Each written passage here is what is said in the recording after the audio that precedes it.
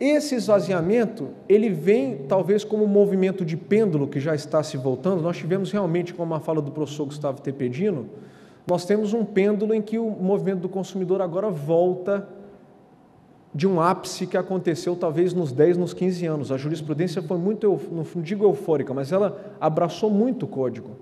Mas nesse movimento de pêndulo e de regresso, não é possível, não é admissível que nós tenhamos uma regressão nas conquistas relacionadas ao reconhecimento do Ministério Público para atuar em matéria em que pesem essas duas jurisprudências que foram trazidas, e eu estou um pouquinho desviando o foco da concorrência, mas o meu receio é que esses entendimentos possam ser revistos nos repetitivos, nas repercussões gerais do Supremo. Volta e meia, nós nos deparamos, dentro do sistema de direito do consumidor, com alguns precedentes que vão lá e esvaziam um pedacinho daquela conquista que nós tivemos.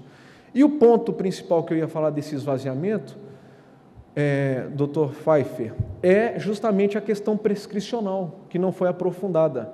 A questão prescricional, ela tem que ser revista. Nós temos um projeto de lei chamado SuperCAD, que é um projeto de lei que, na verdade, aumenta, não, ele dá os poderes que o CAD precisa. E eu afirmo para os senhores, a intervenção do Estado ela está legitimada, mas ela não é operacionalizada. O que não está mostrado aqui, às vezes, é que por detrás do CAD, ou o que antecede o CAD, é a chamada SDE, Secretaria de Direito Econômico, que fica lá no Ministério da Justiça. A Secretaria de Direito Econômico ela tem uma dificuldade hercúlea, se é que essa expressão pode ser, mas diria intransponível, de fazer a instrução da complexidade que é a apuração de um ilícito anticoncorrencial. É muito difícil, tá? Até pouco tempo atrás, o Ministério da Justiça teve que pedir dinheiro para o Fundo de Direito Difuso para poder comprar computadores que sabiam fazer leituras, tem até um nome na técnica jurídica hoje, desta análise, chama análise judicial, uma perícia judicial dos computadores, o nome é mais ou menos esse, que é a instrução ou a materialidade em que o CAD vai trabalhar para apurar uma infração. É muito difícil isso. E aí nós temos que partir da seguinte realidade: o Estado caminha a passos lentos de tartaruga, ao passo que o mercado se movimenta a passos de lebre. Se foi comprado esse computador no ano passado para o Ministério da Justiça, as versões de atualização de quem está fugindo dessa investigação, por exemplo, já pode estar na terceira reedição de um software para fugir daquele programa. Então, essa corrida é desigual. E onde é que está o esvaziamento? No prazo prescricional de 5 anos. É impossível investigar em 5 anos. Então, nós temos que trabalhar para hoje, nesse nível de consciência que nós temos do que é a concorrência, graças às obras, ao avanço da doutrina, aos bons trabalhos do CAD, nós temos que trabalhar realmente na consolidação disso e já estudar algumas melhorias. E uma das melhorias realmente seria essa questão do prazo prescricional. Muita questão morre no papel e se legitima, se consolida no mercado por conta dessa falta de tempo. Mas, voltando a falar da intervenção do Estado, e da não aceitação do retrocesso em matéria de garantia já conquistada, eu já vou entrar exatamente onde interessa. O Estado, ele tem que se fazer presentes, e eu não diria só ou apenas com políticas públicas. As políticas públicas, sejam elas promovidas pela sociedade civil organizada ou não, essas políticas públicas elas devem encontrar soluções alternativas, criativas, exatamente aquelas que se contemporizam com a evolução do mercado para sustar a situação atual de coisas. E eu vou falar sobre essa situação atual de coisas no setor de telecomunicação, bem rapidamente, e depois vou finalizar com algumas questões propositivas. O que acontece no setor de telecomunicações? E o que acontece com a falta de racionalidade da intervenção do Estado? No setor de telefonia, nós tínhamos a palavra telefonia como sinônimo daquele aparelho que nós tínhamos com fio enrolado, que muita gente chama de telefone de parede, que o nome dele, na verdade, é Sistema STFC, Sistema de Telefonia Fixa Comutada. Aquilo foi a base herdada do sistema de telecomunicações nacional. Aquela era a tecnologia que o consumidor tinha acesso para se comunicar e talvez até substituía tudo que você fala hoje sobre telecomunicações. Era a comunicação no STFC.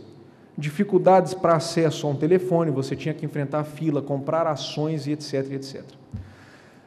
Depois da privatização, o modelo de privatização que já foi muito contestado na doutrina, pela imprensa ou pela própria sociedade, ou o que quer que seja, mas nós herdamos isso.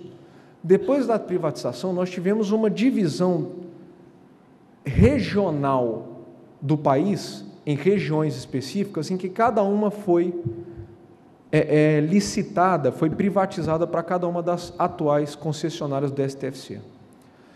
Só que vejam bem os senhores, o que aconteceu? O Estado transferiu para o poder privado a execução de um serviço que era público por essência, e agora, sempre foi essencial, mas agora é explorado pelo setor privado.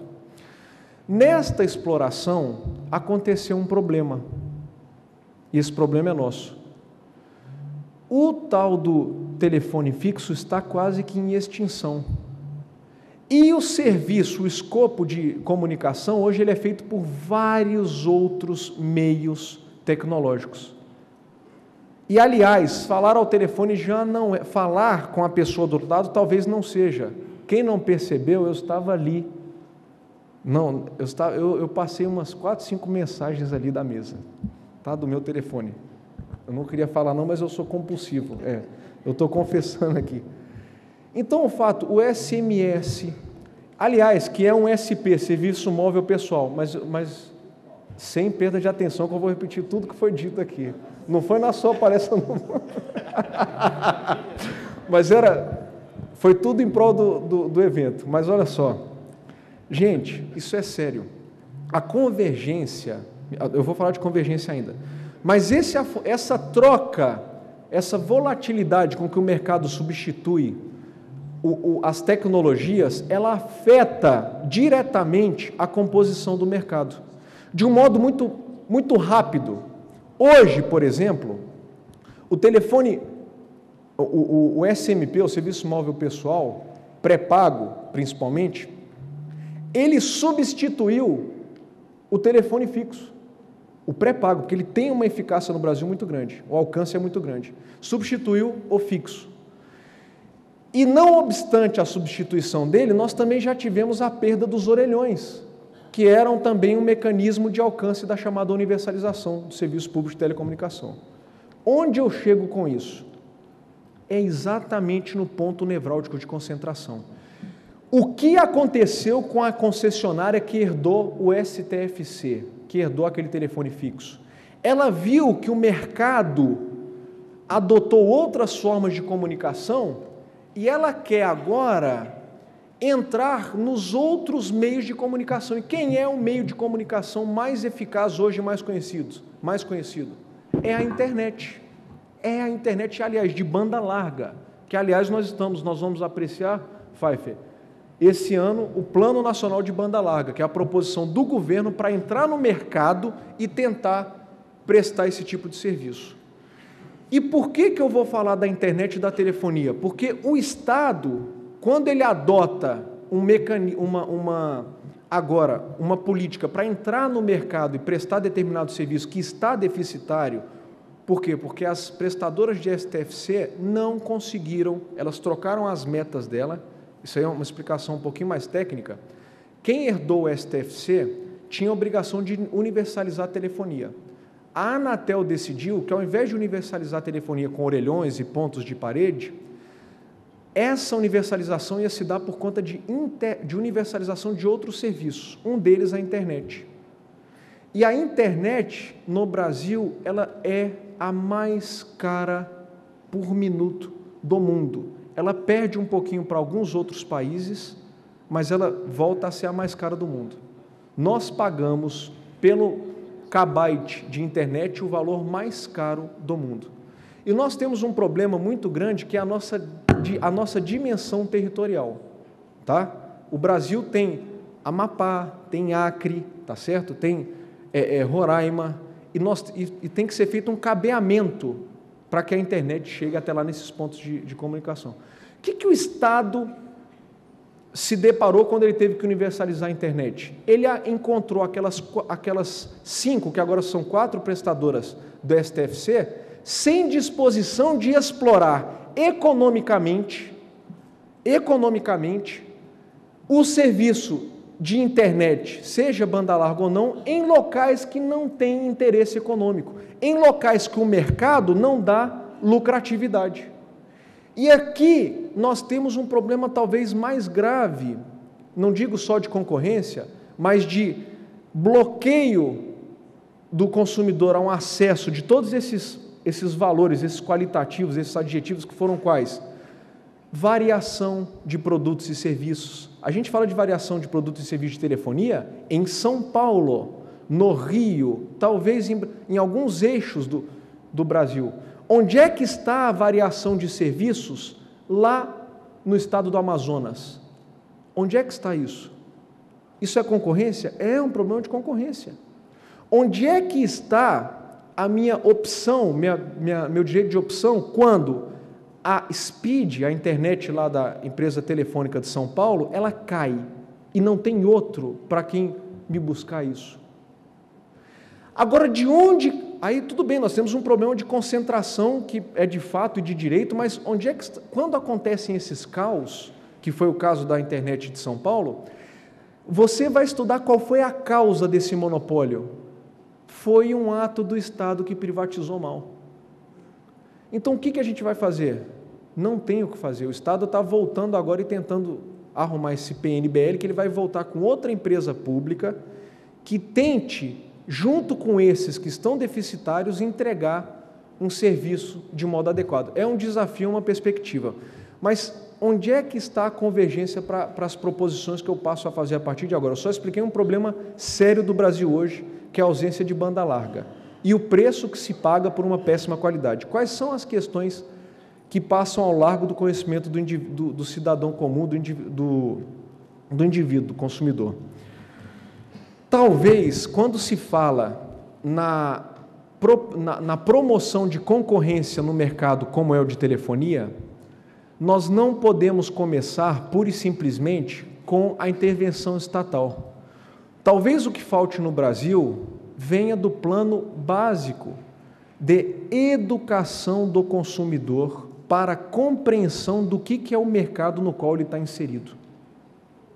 Eu duvido, tá? Mesmo diante de pessoas do PROCON, pessoas especializadas, eu duvido que alguém tenha conhecimento específico de uma ligação do telefone fixo daqui, aqui deve ser Brasil, aqui é Oi agora, né? Era Brasil Telecom, para um celular em Goiânia, móvel. Qual é o preço dessa ligação? Eu tenho noção. Ninguém tem a noção própria de falar. Esse preço não é um preço unificado. Sendo que em matéria de gasolina, por exemplo, você sabe, você tem parametrização. Em matéria de preço de passagem, você tem parametrização. E a parametrização em telefonia é zero. E qual é o problema da parametrização dos serviços de telefonia hoje? É a chamada convergência. Você já não sabe o que o seu celular tem. Você não sabe se você tem só ligação. Você não sabe se você tem ali internet e quanto que vai custar o acesso à internet. E o pior ainda, você não sabe o que está embutido na sua conta. Você sabe por quê? Porque hoje ainda se briga para discriminar fatura de... Pelo amor de Deus, isso é uma discussão do arco da... Isso é uma discussão da pedra lascada. Isso não podia estar sendo discutido até hoje. Tá certo? Então, a parametrização da telefonia, que vem ao encontro da informação, que é um direito básico do consumidor, permitiria o que a doutora Heloísa Carpena fez muito bem na obra dela, que é premiada pelo Brasilcom, inclusive, que é reconhecer, agora eu vou tentar fechar aqui a proposição essa abordagem que eu estou fazendo,